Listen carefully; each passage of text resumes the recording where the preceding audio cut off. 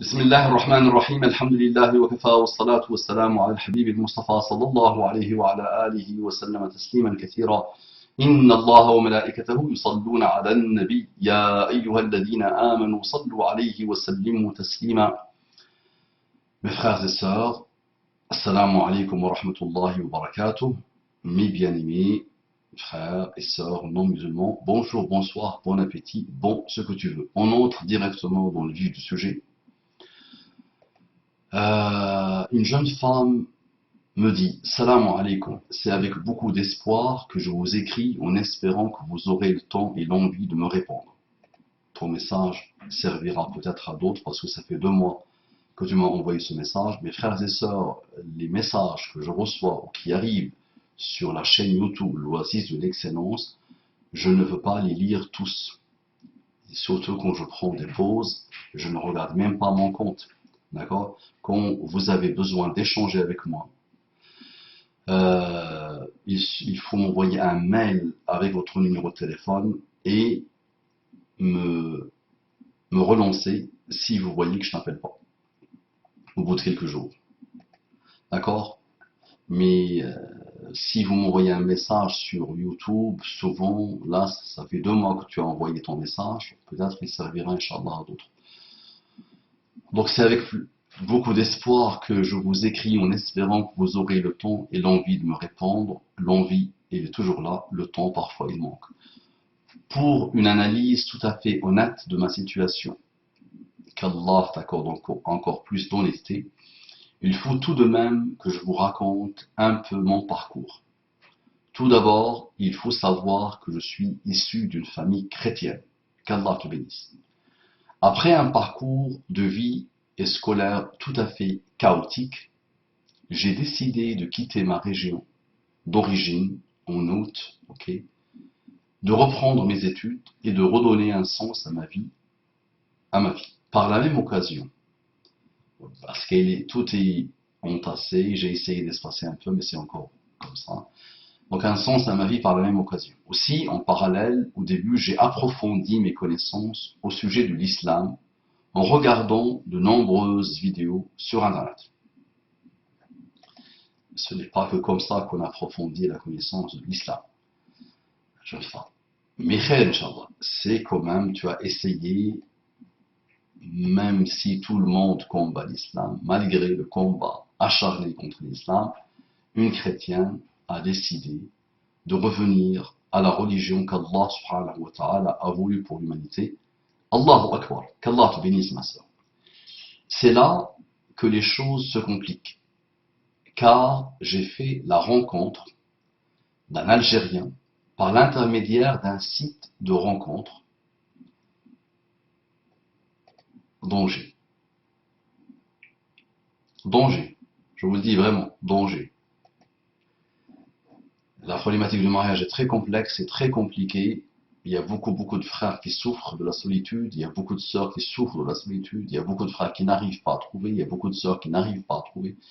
Chez les non-musulmans, c'est pire, avec tous les sites qui ont explosé partout, d'accord? Avec le fameux grand site connu, reconnu, qui fait des millions et des millions d'euros sur le dos de jeunes gens. Malgré tout ça, les gens n'arrivent pas à trouver des chaussures à leurs pieds. D'accord? Les gens sont seuls. Mais ce n'est pas dans des sites internet que tu vas trouver ta moitié. Donc c'est là que les choses se compliquent, car j'ai fait la rencontre d'un Algérien par l'intermédiaire d'un site de rencontre. À première vue, j'étais emballé. Ah oui, normal. Il aime les koalas, toi tu aimes les chats, et je suis beau, et on va voyager partout, et je vais t'aimer, et j'aime les discussions intéressantes, et moi aussi j'aime les discussions intéressantes. Comment tu es? Je suis très tendre avec les femmes. Et toi, tu es comment? Moi, je suis très gentil, très tendre, très compréhensive. Et toi, tu es comment? Moi, je suis aussi très compréhensif. Tout est beau chez moi. C'est comme ça, d'accord? C'est caricaturé, mais c'est comme ça. Très bien. Mais ça ne veut rien dire et ça ne donne rien comme idée sur la personne. Walou. Nada. Qu'on qui m'avait l'air d'avoir beaucoup à m'apprendre au sujet de l'islam. Masha'Allah. L'islam, ça s'apprend. C'est vrai que je l'ai souvent entendu celle-là. Il me contactait beaucoup pour m'apprendre ma religion. C'est surtout les femmes qui disent ça. Et on a fini par coucher ensemble. Ah bah oui, dans le package, ah oui, dans le package d'apprentissage, il est inclus une formation corps à corps. Ah oui, ah oui. Souvent je l'entends, souvent. Se contacter beaucoup pour qu'il m'apprenne ma religion. Ah hawla wa la quwwata illa billah. Hey, je ne veux pas t'entendre, toi qui vas boire le mal. Et elle te raconte son histoire, et toi tu rigoles, et non, je rigole. Et c'est pas sur elle, et c'est très bien. Et c'est pour ça qu'elle m'a contacté, que je l'aime beaucoup en Allah, et que j'ai beaucoup d'affection pour elle, et que je souffre pour ce que je vois malheureusement. Mais quand tu as tellement de soucis, quand tu observes tellement de malheurs, tu finis par rire. Rire surtout quand on se met pas, quand on se remet pas en cause. D'avoir beaucoup à m'apprendre au sujet de l'islam, 3 semaines plus tard, nous nous voyions régulièrement et partions même en week-end, jusqu'au jour où 6 mois plus tard, nous avons commis, et je le regrette sincèrement, le péché de la fornication. Donc pour ceux qui se préparent, qui sont dans la même situation, ça n'apporte que le mal et les malheurs. Et c'est la promesse d'Allah subhanahu wa ta'ala qui a promis à ceux qui entament le chemin de la fornication beaucoup de choses, beaucoup de malheurs. Très bien. Suite à cela, je suis tombée enceinte de ma fille. J'ai eu un début de grossesse difficile car j'avais conscience d'avoir commis un acte très grave et ma conscience me pesait beaucoup. Tu vas voir que lui, sûrement, c'est lui qui t'a prôné l'islam, ça ne l'a pas touché, lui. Ouais, c'est extraordinaire. Une chrétienne, des temps modernes en plus, qui se convertit à l'islam, il venait de se convertir à l'islam, le péché était dur pour elle. Les remords étaient là, les regrets étaient là, la souffrance était là.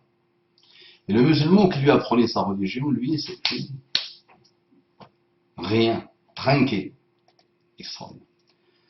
De ce fait, j'avais convenu avec le père de ma fille de prendre un peu nos distances pour me repentir. Et cela tombait bien car il devait rentrer en Algérie pour 3 mois. Entre parenthèses, visa oblige. C'est donc 3 mois plus tard que j'ai enfin décidé de franchir le cap et de me convertir. Très bien. Très bien. Donc je pense qu'elle a eu ce regret même avant l'islam, d'après ce que le mail présente. Sachant que peut-être tu étais converti sans le savoir et tu l'ignorais. Par la suite, nous avons gardé des contacts plus ou moins réguliers. Attention, les vrais chrétiens aussi n'aiment pas la fornication. Ils savent que la fornication est dangereuse. Un chrétien et une chrétienne se préservent. Ah oui, oui. Ils ont gardé quelques traces de la religion authentique chrétienne. D'accord? Il y a quelques traces dans leurs livres. Et c'est vrai qu'il y a des chrétiens rarissimes, qui se préservent. Non. Et qui n'aiment pas la fornication du tout. Donc par la suite, nous avons gardé des contacts plus ou moins réguliers. L'entente n'était pas toujours au beau fixe, pour être franche, car il n'était pas très présent. Aussi, il s'est posé le problème de la reconnaissance de l'enfant. J'étais contre, car j'avais cru comprendre que cela était interdit lorsque l'enfant est conçu hors mariage. Suite à mes hésitations, il m'a convaincu en m'apportant des documents qui parlent de divergence à ce sujet. Et puis nous avions prévu de nous marier après mon accouchement. Il faut bien étudier cette histoire de fornication et d'enfants issus de la fornication. S'il vous plaît, elle vous apprendra beaucoup et ça va vous étonner beaucoup. La fornication est très dangereuse. Et au lieu de forniquer, le mariage est très simple. Le mariage musulman est très simple. Mais subhanallah, les gens préfèrent la fornication. Ce fut le cas, il a reconnu l'enfant et nous nous sommes mariés. Suite à cela, j'attendais de nombreux changements de sa part. J'espérais que nous allions nous installer dans un appartement, car je ne voulais pas continuer à vivre par intermittence notre relation. Aussi, à ce sujet, je l'avais mis en garde de prendre ses responsabilités, car la situation devenait pesante et que j'assumais, seul, avec l'aide de ma famille, la charge et l'éducation de notre fille. Aussi, durant cette conversation, il m'avait interdit le divorce, car je lui avais fait comprendre que je n'étais pas prête à en arriver là si rien, que j'étais prête à en arriver là si rien n'évoluait. Donc je ne sais pas ce que tu entends par il m'a interdit le divorce. Peut-être tu as voulu dire il a refusé de divorcer. Il n'est pas dans une dynamique de divorcer. Il a un intérêt de rester encore quelque temps avec toi parce qu'en général, c'est que la paperasse qui compte. En général, dans ce type de mariage, la seule chose qu'il voit en toi, c'est la paperasse. D'accord? Le fait d'avoir le sésame. D'accord? Qui lui permettra d'habiter dans la terre des koufars. D'accord? Des koufars. Pour que ses enfants, dans quelques années, nous disent, je dois quitter la terre des koufars. Parce que la terre des koufars, elle n'est pas jolie. Je dois rentrer faire Hijra dans le pays des musulmans. Alors que mon père a massacré ma mère. La pauvre, il a bousillé la vie pour le sésame, la carte de séjour ou la nationalité. On marche sur la tête. Suite à cette remise au point, j'ai décidé de prendre mon mal en patience et de lui laisser le temps de rétablir la situation. Aussi, il était convenu qu'il parte pour quelques jours dans le sud de la France afin de préparer notre départ. Voilà maintenant, cela va faire bientôt 2 mois que je ne l'ai pas vu. Il m'a bien envoyé un message au mois de juillet, mais pas plus de nouvelles. À chaque fois que je lis ce type d'histoire, ça finit toujours pareil. Toujours, toujours. Il n'y a rien à attendre de lui, jeune femme. J'ai bien tenté de le joindre, mais sans réponse de sa part. Alors, pour être honnête, je suis à cran et je désire divorcer, car il nous a clairement abandonnés et déserté ses responsabilités. Mais voilà, sachant qu'il n'est pas joignable, j'aimerais savoir s'il est possible de divorcer sans sa présence et sans son autorisation. Aussi sans la présence de mon tuteur, car je n'ai pas ses coordonnées. Et par un autre imam, car il ne parle pas ma langue et qu'il se trouve dans un autre pays. Il m'est donc difficile de les réunir et je ne veux pas rester éternellement dans cette situation. Alors, que puis-je faire? Dans l'attente d'une réponse de votre part, j'espère vraiment que vous pourrez répondre favorablement à cette demande. Je vous souhaite le meilleur et qu'Allah vous bénisse. Merci d'avance. Merci d'avance. Jazakallahu kulla khair, qu'Allah lui facilite. Donc, les nouvelles générations, apprenez des expériences de ceux qui sont plus âgés, de ceux qui ont connu beaucoup de dérives, qui souffrent, qui ont souffert. Et parmi eux, des gens ont apostasié, et d'autres ont perdu la tête, et d'autres ont avorté, et d'autres ont déprimé, et ça ne mène qu'à des malheurs. Donc, le monsieur est parti, il ne donne plus de signe de vie. Tu as sûrement gardé tes approches chrétiennes. En islam, le divorce est halal. On peut divorcer. En islam, on peut divorcer. Simple comme bonjour, on peut divorcer. Il faut éviter le divorce quand tout va bien. Vous allez me dire, mais qui va divorcer quand tout va bien? Il y a des pervers et des perverses qui divorcent par injustice, malheureusement. Donc le divorce est la dernière solution. Non. L'islam encourage le mariage. L'islam encourage le halal. Souvent, on pense connaître le mariage, mais on ne connaît rien ni du mariage, ni du divorce. Donc, tu veux divorcer.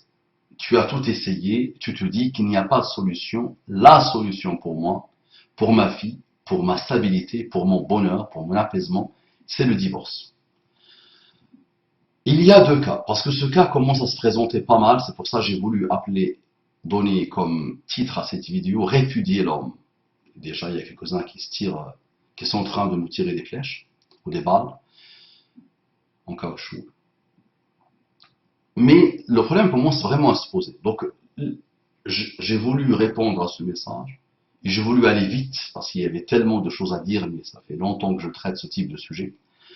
Et vous n'avez pas besoin de moi pour traiter ce type de sujet. Moi, je ne fais que écouter, apaiser un peu, échanger un peu avec vous, à vous donner quelques pistes.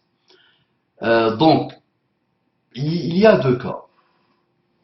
Si lui refuse de divorcer, si le bonhomme, avec toutes les injustices qu'il a commises, et je sais qu'il n'y a rien à attendre de lui, et que tu sais qu'il ne changera pas, qu'il est là juste pour la paperasse, ou il était là juste pour le forniquer avec toi rapidement et passer à autre chose, il y a deux cas. Donc s'il refuse de divorcer, on va voir le bien. S'il refuse de divorcer parce qu'il tient à toi, d'abord, parce qu'il tient à son enfant, à ce moment-là, bah, tu le rencontreras, Inch'Allah, avec quelqu'un d'objectif de ta famille de sage, avec quelqu'un d'objectif de sa famille à lui et de sage, et vous allez tous vous rencontrer, chacun va raconter ce qu'il a sur le cœur, et vous allez chacun vous engager. Et vous allez partir sur de bonnes bases, sur de nouvelles bases. Ça, c'est le premier cas. Si il ne veut pas divorcer, juste pour t'embêter, parce qu'il y en a malheureusement, le cas se présente beaucoup, et il veut t'embêter. Je ne divorce pas comme ça, tu ne pourras jamais te marier, je te bousille la vie, je te bloque. Dans ces conditions, nous sommes des gens de paix, donc tu vas essayer avec lui, tu vas essayer de le convaincre. Si tu vois qu'il ne veut pas, tu essaies de passer par quelqu'un qui a de l'ascendant sur lui, son père, sa mère, son meilleur ami, son frère, quelqu'un qui a de l'ascendant sur lui pour le conseiller. Et si malgré toutes ces tentatives, il refuse, donc tu me dis que vous n'avez pas fait de mariage civil, c'est ça? Vous n'avez pas fait de mariage civil. Si vous avez fait un mariage civil, donc à ce moment-là, tu entames ton divorce civil, et il finira par divorcer. Et il y a quand même une petite chose qu'on expliquera, Inch'Allah. Mais si vous n'avez pas fait le mariage civil, vous avez fait un mariage dit islamique, ce qu'ils appellent Fatha. À ce moment-là, donc tu as tout essayé, il veut juste pourrir la vie, il est minable comme tant d'autres, comme beaucoup d'autres. À ce moment-là, il y a quelque chose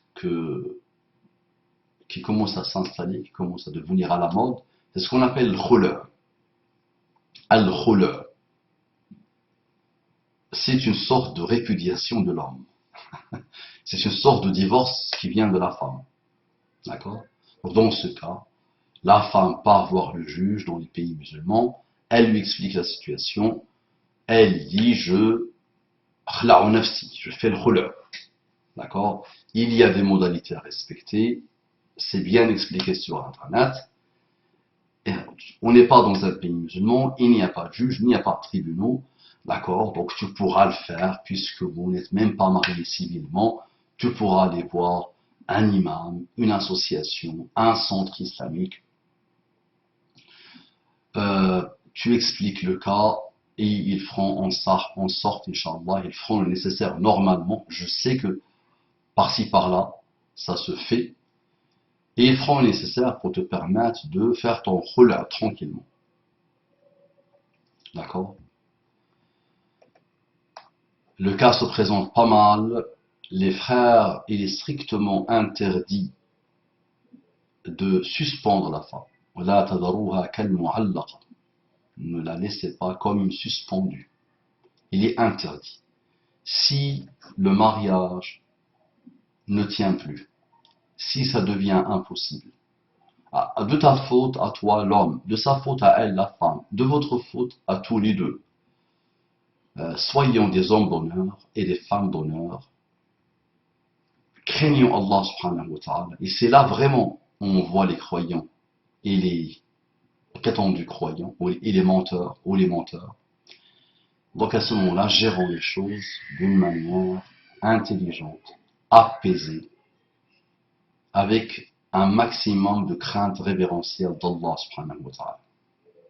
S'il vous plaît, par Allah, wallahi, c'est la honte. Ça parle de hijab, ça parle de barbe. On les voit partout dans les pays musulmans et dans les pays non musulmans. mais en même temps, les attaques en justice ont explosé.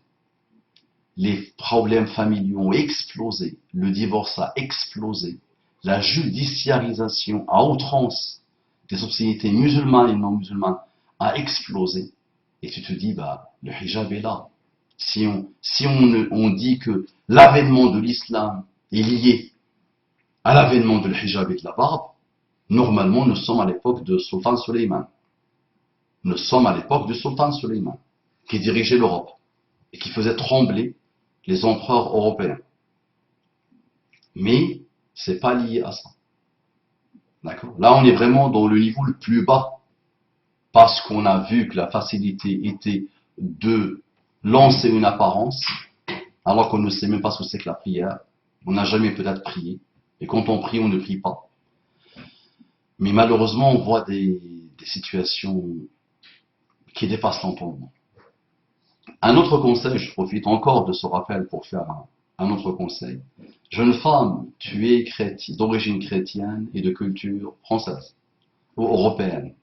Mon conseil à moi, s'il vous plaît, mets-toi avec quelqu'un qui est d'origine chrétienne et de culture européenne et musulmane. Ça, c'est mon conseil. Ce type de situation. Il va y avoir quelques rares cas qui vont fonctionner, mais l'expérience montre que ce sont des gags. Ce sont vraiment des gags. Voilà. C'est des gags qui font pleurer. Ce ne sont pas des gags qui font rire. D'accord? Je suis même capable de dire à l'Algérien, mets-toi avec une Algérienne. Je peux dire au Tunisien, mets-toi avec une Tunisienne. Je peux dire au Saoudien, mets-toi avec une Saoudienne. Je peux dire au Français, mets-toi avec une Française. Ah oui, mais tu es raciste, c'est l'islam. Oui, mais tout ça c'est beau. Mais ça, c'est la théorie. Quand on voit la pratique aujourd'hui, on voit que les couples ont besoin de n'importe quelle excuse, eux et leur famille, pour faire exploser le couple. Et les victimes, à chaque fois, sont l'homme, la femme et leurs enfants. D'accord? Donc là, il y a vraiment une dérive totale, des déviations totales. En attendant cette ère où les musulmans seront plus craintifs d'Allah, ou reconnaîtront Allah dans ces affaires-là, ou penseront à Allah quand il y aura problème. En attendant, madame la chrétienne, d'origine chrétienne, mets-toi avec quelqu'un d'origine chrétienne et musulman. Ça, c'est mon conseil. Il y aura plus d'occasions, il y aura plus de circonstances, il y aura plus de facilité, il y aura plus de choses qui vont vous permettre d'éviter le divorce et qui vont vous aider à bien vous entendre. D'accord? Maintenant, ne me faites pas dire ce que je ne dis pas. Si quelqu'un d'origine chrétienne qui s'est converti à l'islam veut se marier avec quelqu'un qui vient du Bangladesh, c'est halal, il peut faire ce qu'il veut. D'accord? Mais l'expérience montre que ça ne fonctionne pas du tout. Nous sommes racistes jusqu'à la moelle. D'accord? Chacun pense que sa culture vient du ciel. Est une révélation. Chacun pense que sa culture, la manière avec laquelle il a vécu, d'accord, ses traditions, ses coutumes, sa culture, ce qu'on appelle les cultures, la culture, chacun pense que c'est une révélation. D'accord? Et ça fait vraiment des... Et les familles, aïe aïe aïe les familles, aïe aïe aïe les familles. Ce qui fait que tout est fait aujourd'hui pour détruire le couple.